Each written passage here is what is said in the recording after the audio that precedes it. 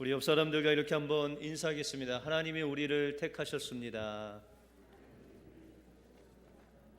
하나님께서 여러분 택하셔서 오늘도 이곳에 보내주신 줄 믿습니다. 그 은혜로 날마다 승리하시는 여러분들의 삶이 되시길 바랍니다. 1912년 4월 14일 세계 최대의 해난 사고가 발생했습니다. 1만 6천 톤의 거대한 여객선인 타이타닉호가 22노트의 속력으로 북대서양을 항해 중에 빙산을 만나고 빙산에 부딪혀서 이제 그 배는 침몰하게 되었습니다. 그 배 안에는 구명조끼가 그 승객들의 절반밖에 있지 않았기 때문에 1517명이나 되는 승객들이 희생을 당했습니다. 승객 가운데 한 사람인 존 하퍼라는 목사님이 계셨습니다. 그는 시카고 무디 교회에서 설교를 하러 가는 그 도중에 이런 엄청난 사고를 당했습니다. 그는 이제 구명조끼 없이 물 위에 떠 있으려고 안간힘을 쓰면서 그 앞에 있는 한 젊은 청년을 바라보게 됩니다. 그는 전도자요 부흥사였기 때문에 그 젊은이를 그 어려운 바닷가에서 보았지만 그 젊은이에게 묻습니다. 젊은이, 당신 구원 받았습니까? 라고 묻습니다. 그랬더니 그 젊은이가 아니요, 저는 구원받지 못했습니다 라고 그렇게 이야기를 합니다. 파도가 그들을 휩쓸고 그들을 갈라놓습니다. 그리고 몇 분 후에 다시 그들이 조금 가까워지게 되었습니다.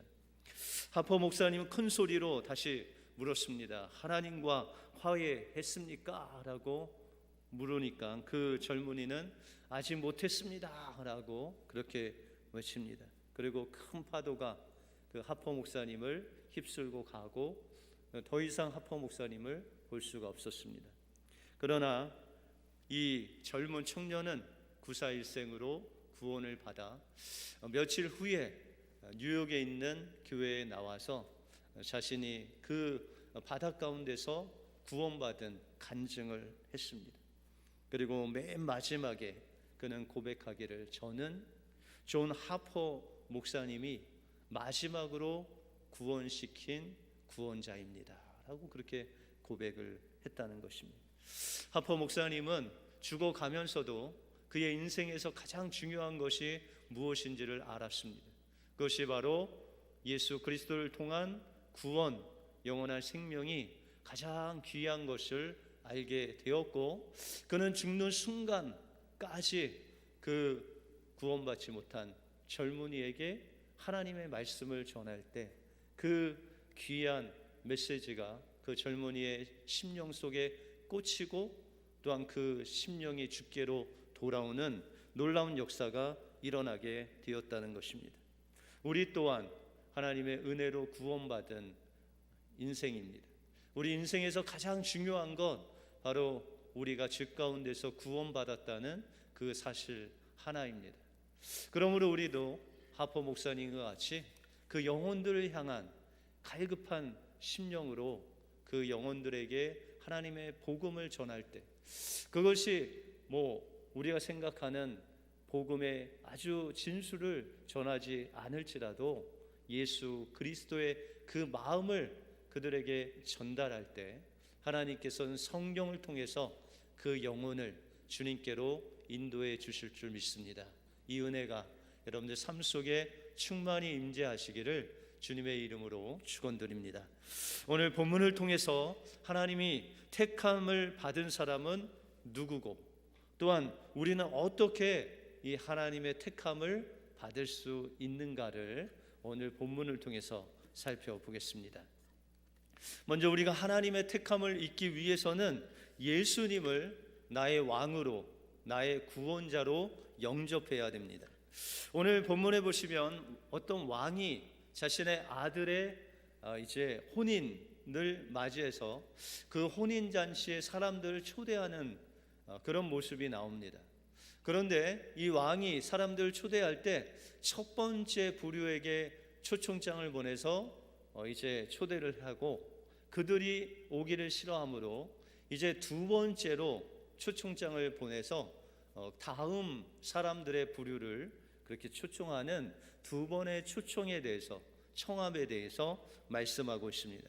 그 첫 번째 초청은 3절에 보시면 그 종들을 보내어 그 청한 사람들을 혼인잔치에 오라 하였더니 오기를 싫어하거늘이라고 말하고 있습니다. 유대인의 전통을 보시면은 이제 어떤 큰 잔치를, 혼인잔치를 벌일 때 먼저 종들을 보내서 이 초청받는 사람들에게 올 건지 안 올 건지 그 여부를 먼저 이제 조사를 합니다. 그래서 종들을 다 풀어서 사람들, 이제 초청한 사람들에게 다 보내서 언제 어디서 우리 혼인잔치가 있는데 올 수 있겠느냐라고 이야기를 합니다. 그러면 그 사람들이 나는 올 수 있습니다, 아니면 올 수 없습니다 라고 하면 그 종들을 통해서 파악된 그 모든 사람들, 혹시 그 초청받은 사람들 올 수 있다라고 하는 사람들이 500명이다 라고 하면 500명 분의 그 잔치상을 이제 그때부터 본격적으로 준비하게 됩니다. 그리고 그 다음에 이제 혼인잔치가 얼마 남지 않았을 때 다시금 종들을 보내서 그들이 오는지에 대해서 다시금 컨펌을 하고 돌아오는 그런 두 번이나 그들에게 청함을 전하는 그런 일들을 하는 것이 이스라엘의 풍습이라는 것이죠. 우리도 어떤 결혼을 하게 될 때 초청장을 보내고, 그죠? 우리가 갈 수 있는지 안 갈 수 있는지를 미리 보내지 않습니까? 그와 마찬가지로 이스라엘도 첫 번째 초청을 하고 두 번째 컨펌을 하는 그런 초청을 하게 된다는 것이죠. 그런데 오늘 잔치는 다른 큰 부자의 아들의 혼인잔치가 아니라 그 나라의 왕이고 또 왕의 아들의 혼인잔치에 사람들을 초청했다는 것이죠. 그러면 대부분은 여러분들 만약에 미국 대통령 바이든 대통령의 아들 결혼식에 여러분들이 초청을 받았다 그러면 가기를 싫어하였다라는 사람은 아무도 없었을 겁니다. 그런데 오늘 본문에 보시면 3절 끝부분에 보시면 오기를 싫어했다라고 그렇게 말하고 있습니다. 그러면 그들은 왜 오기를 싫어했을까요? 여러분들 5절 이하에 보시면 저희가 돌아보지 않고 하나는 자기 밭으로 하나는 자기 상업차로 가고 그 남은 자들은 종들을 잡아 능욕하고 죽였다라고 그렇게 말하고 있습니다. 이들이 그 왕의 혼인잔치에 마지막 컨펌을 주러 온 종들을 그들에게 내가 가기 싫다라고 하면서 그를 따라가지 않은, 혼인잔치에 안 간 사람들의 그 이유가 어떤 사람은 자기 사업차, 어떤 사람은 밭을 갈러 간 사람도 있지만 대부분 사람들은 그 종들을 잡아서 능욕하고 죽였다라고 그렇게 말씀하고 있습니다. 여러분들 혼인잔치에 초청을 받았는데 그 초청을 컨펌하려고 온 종들을 잡아 능욕하고 죽이는 사람은 어떤 사람일까요? 그냥 내가 가기 싫으면 안 간다고 하면 되지 굳이 종들을 잡아서 때리고 심지어는 죽이기까지 하냐 이거죠. 그러면 이런 사람들은 어떤 사람이냐? 바로 왕의 아들을 인정치 아니하고 또한 왕도 인정치 아니하는 사람들이라는 거죠. 다시 말해서 이 행위는 왕에 대한 반역이다라는 것입니다. 왕도 내가 인정하지 않겠다, 왕의 아들도 내가 인정하지 않겠다, 그러니 내가 왕을 대적하겠다라고 하고 이 종들을 죽였다는 것이죠. 그래서 7절에 보시면 그 임금이 혼인잔치에 오지 않겠다라고 한 그 사람들을 이제 심판을 하는데 7절에 보시면 임금이 노하여 군대를 보내어 그 살인한 자들을 진멸하고 그 동네를 불사르고 라고 말하고 있습니다. 여러분들 결혼에 초대받았는데 내가 안 가겠다 했다고 그냥 군대를 보내서 싹쓸이를 하는 사람이 있을까요? 다시 말해서 이것은 그냥 혼인잔치에 가고 안 가는 그런 정도가 아니라 왕을 대적하고 왕을 반역하고 나는 새 왕을 원한다 라고 왕을 대적하는 반역자들의 무리였다는 것이죠. 그래서 그들을 그 임금이 군사를 보내서 다 심판했다라고 말씀하고 있다는 것입니다. 여러분들, 이 첫 번째 초청을 받은 사람은 누굴까요? 바로 유대인들입니다. 유대인들은 그들에게 초청의 메시지를 보냈죠. 이 초청의 메시지는 바로 구약 전반을 통해서 하나님께서 하나님의 아들이신 예수 그리스도를 메시아로 너희에게 보내겠다라고 초청장을 보냈다라는 것입니다. 그러나 유대인들은 예수님을 거절합니다. 왜요?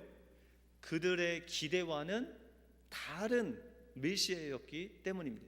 분명히 하나님의 아들이시며 또한 메시아를 하나님이 보내주시겠다 약속하셨는데, 그 메시아가 왔는데 그들의 기대와 전혀 상관없는 메시아가 오셨다는 거예요. 그들은 자신이 로마의 식민지에서 이 메시아만 오시면은 그 다윗 때의 영광을 하나님께서 회복시켜 주시고 이 로마뿐만 아니라 세계 전체를 다 다스릴 그 힘 있는 왕을 보내실 줄 알았는데, 하나님께서 선지자를 통해서 세례 요한을 통해서 보내신 그 예수님은 너무 힘없이 십자가에서 죽으신 하나님의 아들이었다는 것입니다. 그래서 이들은 그 왕의 아들 되신 예수님을 거부하고 믿지 아니하고 오히려 그를 죽이는 범죄를 일으켰다는 것입니다. 그래서 예수님이 왔을 때 세례 요한이 그들에게 전파한 내용이 무엇입니까? 회개하라, 천국이 가까이 왔느니라 라고 전했을 때 이 사두개인과 그 종교 지도자들이 와서 세례를 받으려고 했죠. 그때 세례 요한이 그들에게 독사의 자식들아, 누가 너희를 가르쳐서 이 임박한 진노를 피하라고 했느냐? 너희는 네 마음에 나는 하나님의 자녀다, 아브라함의 자손이다 라고 생각하고 구원을 받을 줄 알지만, 하나님께서 너희가 아닌 이 돌들로도 아브라함의 자손들을 만들 수 있는 전능하신 하나님이시다 라고 하면서 세례 요한은 그들에게 외치기를, 너희가 진정으로 회개하고 회개에 합당한 열매를 맺으라 라고 선포하죠.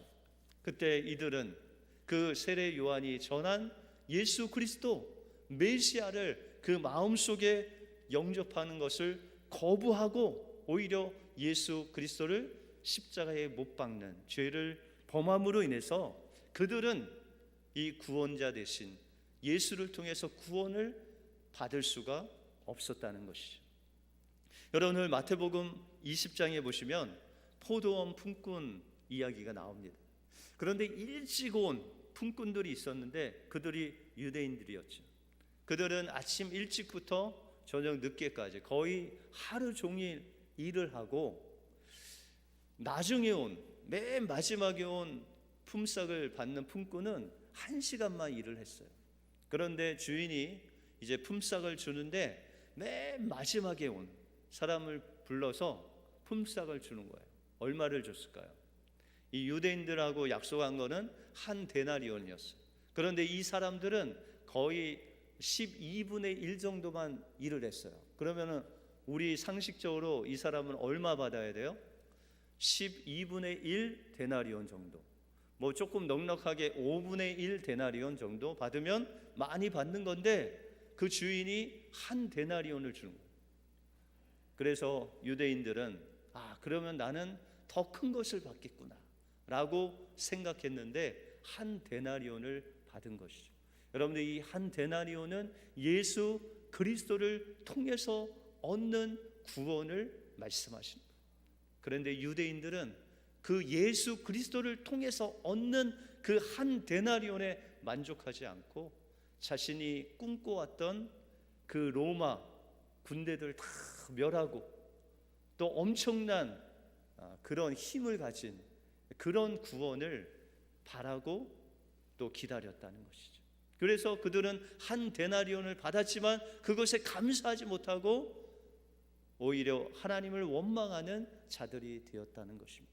그들에겐 더 이상 그 한 데나리온 대신 예수 그리스도를 통해 주시는 그 영원한 생명을 누릴 수가 없었다는 것입니다.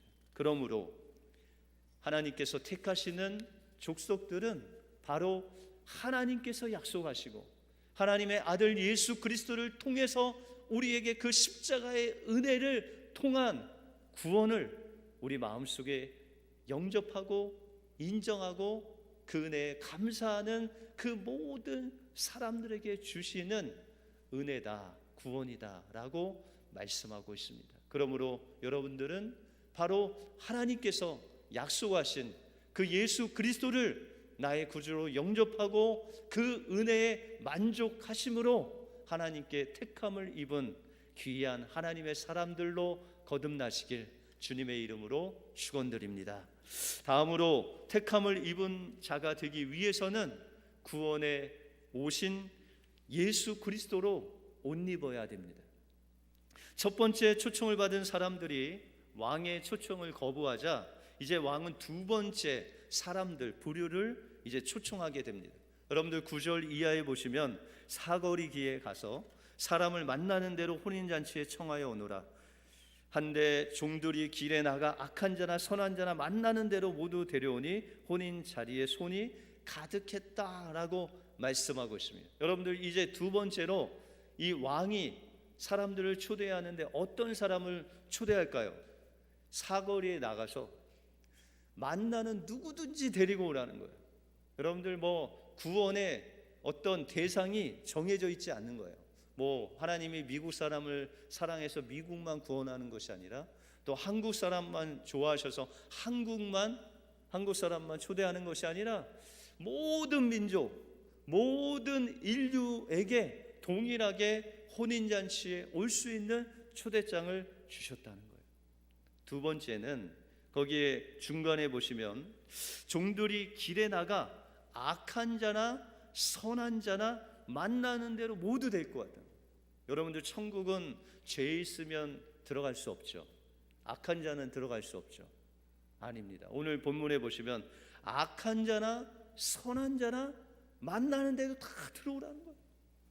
하나님을 아는 자나 모르는 자나 또 하나님 앞에서 사람들에게 범죄한 자나 범죄 안 한 자나 그것과 상관없다는 거예요. 우리의 도덕성에 상관없이 우리가 나쁜 사람이든 좋은 사람이든 그 조건이 하나도 없이 누구를 막론하고 하나님께 데리고 오라라고 두 번째 초청을 하셨다라는 것이죠. 이 왕의 마음은 뭐예요? 한 사람이라도 악한 사람이라도 죽을 죄인이라도 하나님께서 혼인잔치로 인도하시는 그 주님의 사랑이 담겨져 있는 초청이었다라고 말씀하고 있다는 것입니다. 그런데 이 왕이 이제 혼인잔치에 가득한 사람들을 보려고 왔는데 어떤 한 사람이 예복을 입지 않았어요. 그러면 이 왕이 그 사람에게 무엇이라고 할까요? 12절에 보시면 가로되 친구여 어찌하여 예복을 입지 않고 여기 들어왔느냐 하니 저가 유구무원이거늘 이라고 말씀하고 있습니다. 여러분들 예복을 입지 않고 들어왔는데 왜 예복을 입지 않았습니까? 라고 했더니 유구무원이었대요. 여러분들은 뭐라고 이야기하실 것 같아요? 만약에 어디 잔치집에 왔는데 깜빡하고 이 드레스 코드를 안 맞췄어요. 그러면 뭐라고 하시겠어요? 제가 바빠서 깜빡하고 옷을 드레스 코드를 맞추지 않았네요. 이번 한 번만 어떻게 들어갈 수 없습니까? 그렇게 이야기하든지 아니면 그 당시에는 좀 가난한 사람들은 그런 예복을 이렇게 살 수 없었으니까 저는 너무 가난해서 이 예복을 못 샀는데 한 번만 좀 들어가게 해주십시오. 이렇게 이야기도 할 수 있다는 것이죠. 그런데 이 사람은 그런 아무 말도 안 하고 유구무원이었다라고 그렇게 말하고 있습니다. 여러분들 이스라엘 풍속을 보시면은 어떤 왕이나 큰 부자가 잔치를 베풀 때 가난한 사람들은 예복을 입기가 어렵지 않습니까? 그러니까 그 잔치를 베푸는 그 주최 측에서 예복을 다 준비합니다. 다시 말해서 이 왕이 사람들을 다 초청하고 예복은 누가 준비한 거예요? 왕이 다 준비한 거예요. 그래서 들어오는 사람마다 그 예복을 빌려줘서 그것을 입고 들어온 거예요. 그런데 입지 않은 사람은 왜 안 입었어요? 모르고요? 아니, 사람들 눈이 있으면 사람들이 예복을 입으니 다 입는 것을 보았을 텐데, 그래서 내가 입고 뭐 예복을 안 갖고 왔다, 이 변명이 안 되는 거예요.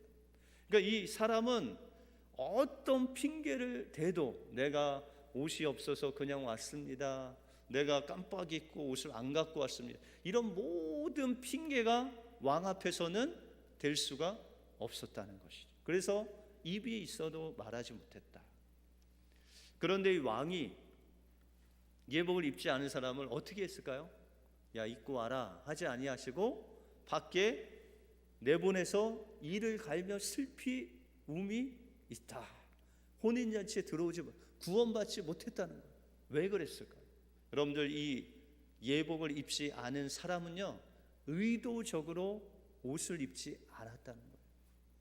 왕이 명령하고 또한 왕의 그 혼인잔치에 들어가면서도 그 왕의 말에 거역하고 나는 그것을 입지 않겠다, 의도적으로 입지 않고 오히려 내 옷을 입고 들어가겠다라고 그 왕의 명령에 거역을 하고 무의식적으로, 그러니까 무언의 시위를 하고 들어간 거죠. 그렇기 때문에 그 옷을 입지 않고 들어간 그 사람은 무구유원이었고 또한 그 왕은 그에게 합당한 심판을 한 것이죠. 그러면 이 예복이 무엇이길래, 이 예복이 얼마나 중요한 거길래 그것을 입지 않으면 구원받을 수 없냐라는 것이죠.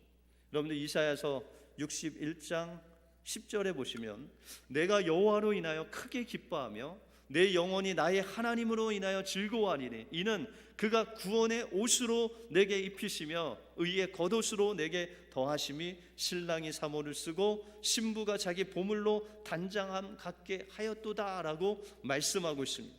여기서 옷이 뭐예요?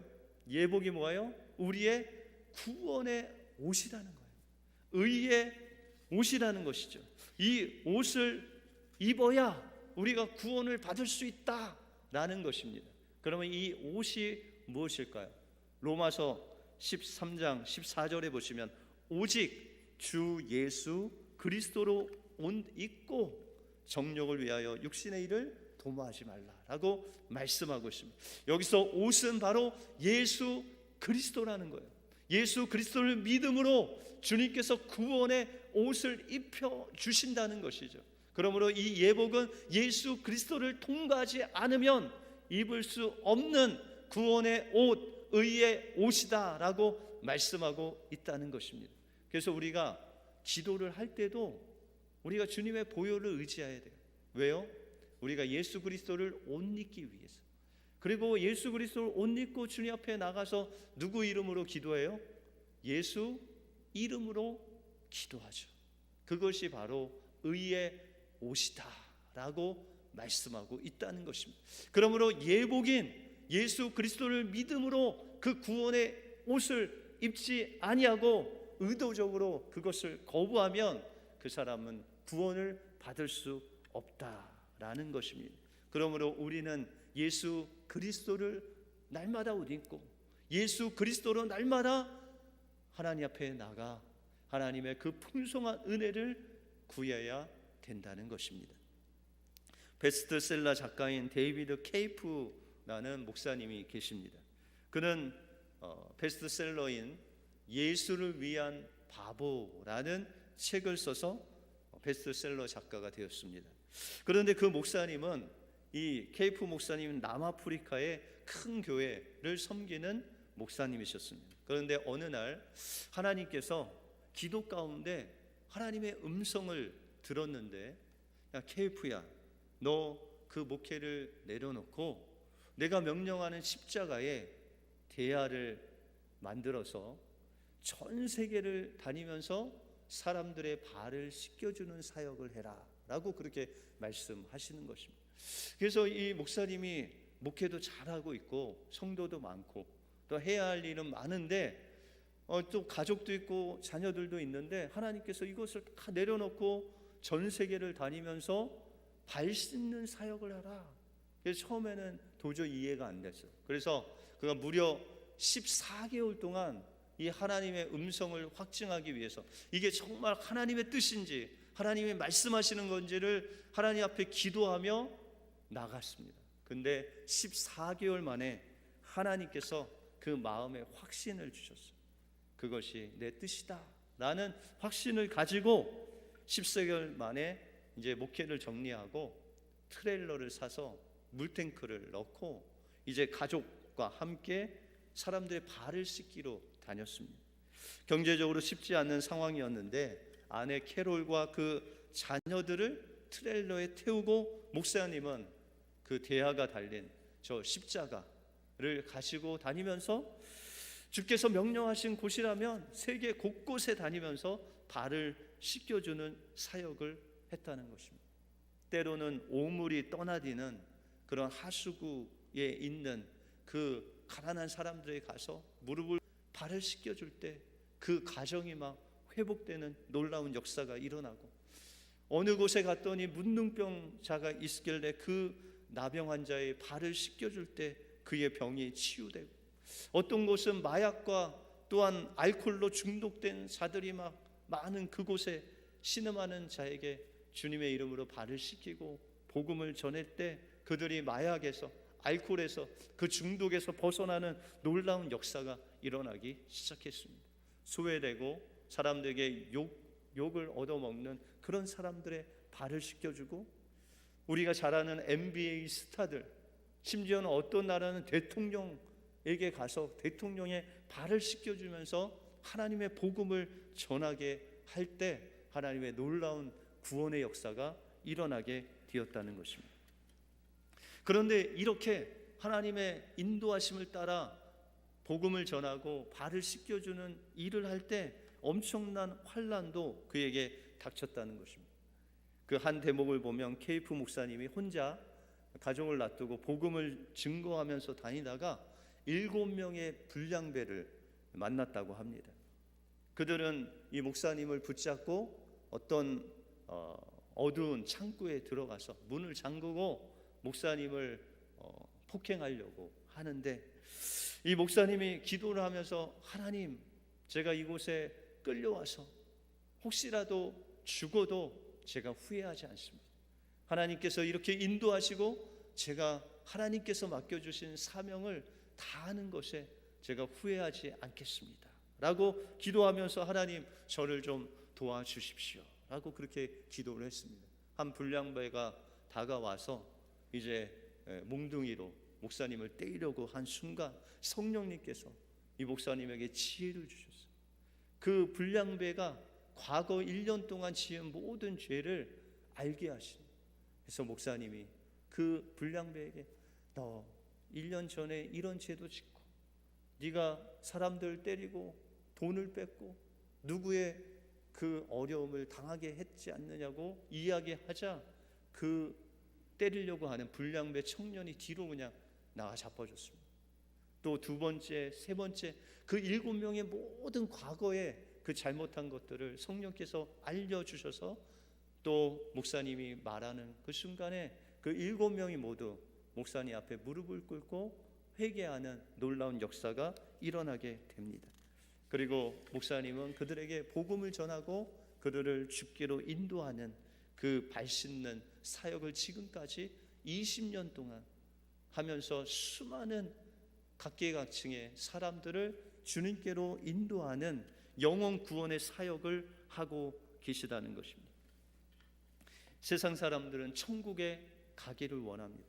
그러나 그들은 예수님을 믿는 방법이 아닌 자기들이 하고 싶은 대로 하면서 그것을 하면 그곳이 천국이라고 말합니다. 그들이 돈을 좋아하면 돈 많은 것이 천국이고, 먹을 것이 좋으면은 먹을 것이 있는 것이 그들은 천국입니다. 그러나 하나님께 택함 받은 천국은 자신의 원함으로 들어가는 것이 아니라 오직 하나님의 아들 메시아 되신 그 예수 그리스도를 우리 마음에 영접할 때만이 그 혼인잔치 천국에 들어갈 수 있다는 것입니다. 오직 우리를 위해서 십자가에 죽으시고 부활하신 그 예수 그리스도를 구원의 옷을 입고 그 예수 그리스도의 이름을 가지고 하나님 앞에 나갈 때만이 왕이신 하나님께서 우리를 영접하시고 우리를 그 혼인잔치인 천국으로 인도해 주실 줄 믿습니다. 이 은혜가 여러분들 삶 속에, 여러분들 가정 속에 충만히 임하시기를 주님의 이름으로 축원드립니다. 기도하겠습니다.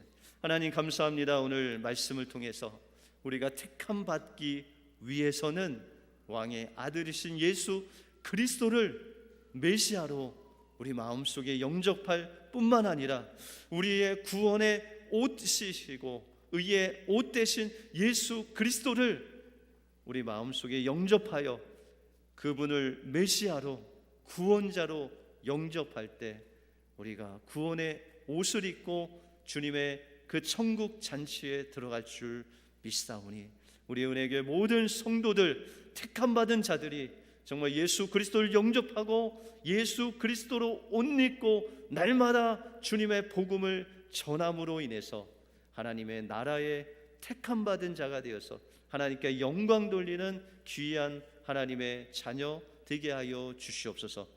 모든 것 주님께 감사드리오며 예수 그리스도 이름으로 기도하옵나이다. 아멘.